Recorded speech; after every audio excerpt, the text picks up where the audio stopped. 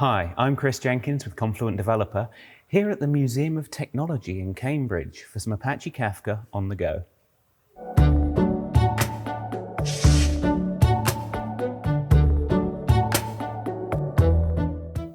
Producers are the way you get data into Kafka.